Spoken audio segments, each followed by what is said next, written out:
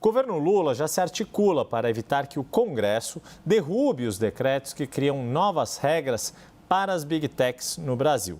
A oposição reage e questiona a legalidade das medidas. Você já vê a Luciana Amaral novamente na tela conosco para nos trazer direto de Brasília os bastidores, as informações dessa disputa entre Planalto e Congresso.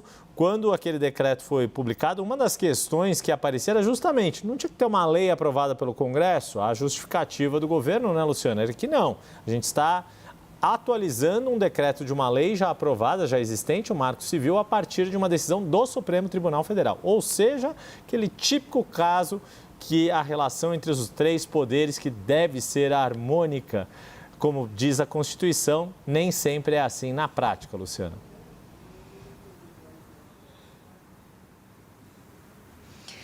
Nem de perto, né, Yuri? A gente sabe bem que essas coisas não andam exatamente muito azeitadas, né, entre o Congresso e o Palácio do Planalto. Inclusive, essa discussão que já vem há anos, inclusive também com projetos dentro do Congresso Nacional, na própria Câmara dos Deputados, mas que acabou não avançando.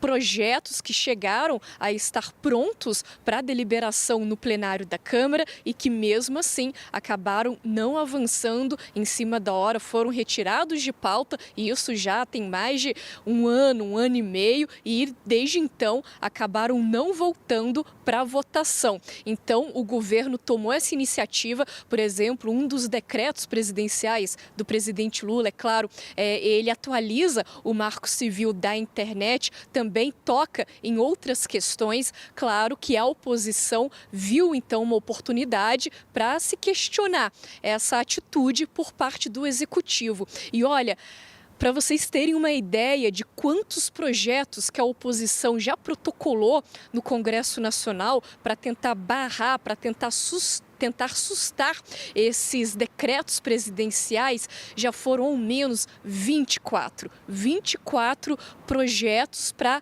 acabar com esses decretos presidenciais que acabam, então, mexendo na regulação das Big Techs, nas plataformas digitais aqui no Brasil. Então, é claro, o Palácio do Planalto também já começou a se movimentar para tentar evitar uma derrota e manter essas medidas, esses decretos em vigor. Como seria, então, esse plano de articulação do Palácio do Planalto?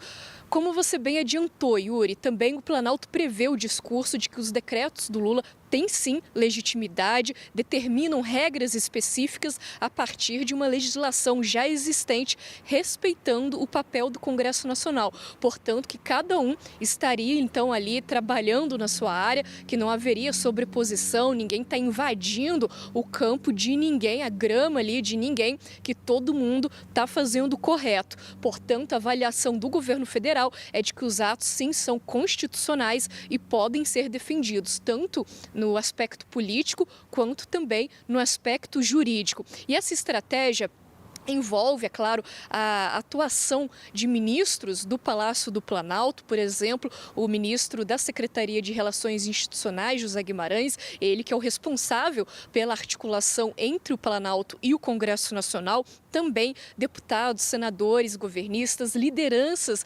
dentro do Congresso para tentar convencer ali, pelo menos o centrão, de que nada deve mudar. Um dos nomes principais que estão nessa articulação é o Paulo Pimenta, deputado federal do PT do Rio Grande do Sul, também está bastante à frente dessa articulação.